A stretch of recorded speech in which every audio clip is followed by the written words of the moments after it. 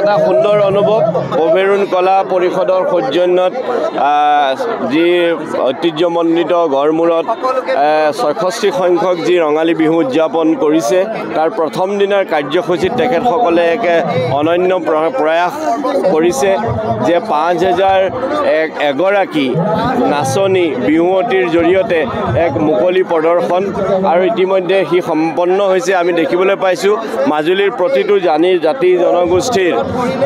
আমাৰ নাচনীসকল আহিছে আৰু খুব সুন্দৰভাৱে তেখেতসকলে ইয়াক আয়োজন কৰিছে আৰু সকলোৰে মনত উৎসাহ আৰু তেখেতসকলৰ যি এক বলিষ্ঠ পদক্ষেপ ইয়াৰ জৰিয়তে এটা সুন্দৰ আমাৰ অসমীয়া বিহুৰ যি আমাৰ স্বাভিমানৰ প্ৰতীক আমাৰ জাতীয় গৌৰৱৰ প্ৰতীক ইয়াৰ জৰিয়তে আমি একে সম্প্ৰীতিৰ বাৰ্তা সমাজলৈ কঢ়িয়াই আনিবলৈ সক্ষম হ'ম আৰু অসমত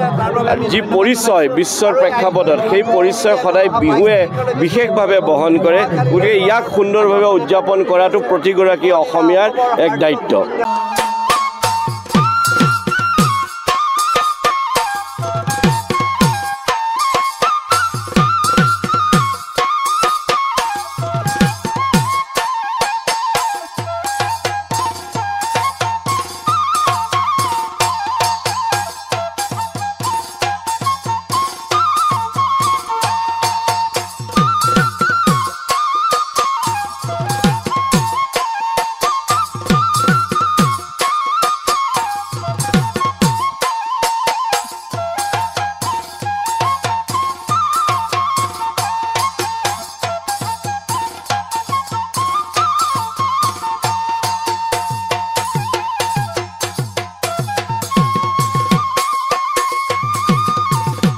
এটা সুন্দৰ অনুভৱ অভেৰুণ কলা পৰিষদৰ সৌজন্যত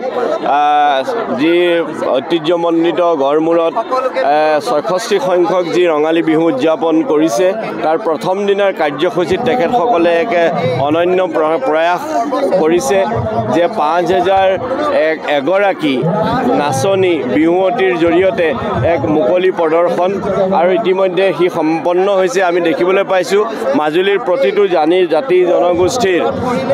আমাৰ নাচনীসকল আহিছে আৰু খুব সুন্দৰভাৱে তেখেতসকলে ইয়াক আয়োজন কৰিছে আৰু সকলোৰে মনত উৎসাহ আৰু তেখেতসকলৰ যি এক বলিষ্ঠ পদক্ষেপ ইয়াৰ জৰিয়তে এটা সুন্দৰ আমাৰ অসমীয়া বিহুৰ যি আমাৰ স্বাভিমানৰ প্ৰতীক আমাৰ জাতীয় গৌৰৱৰ প্ৰতীক ইয়াৰ জৰিয়তে আমি একে সম্প্ৰীতিৰ বাৰ্তা সমাজলৈ কঢ়িয়াই আনিবলৈ সক্ষম হ'ম আৰু অসমত যি পৰিচয় বিশ্বৰ প্ৰেক্ষাপটত সেই পৰিচয় সদায় বিহুৱে বিশেষভাৱে বহন কৰে। গতিকে ইয়াক সুন্দৰভাৱে উদযাপন কৰাটো প্ৰতিগৰাকী অসমীয়াৰ এক দায়িত্ব।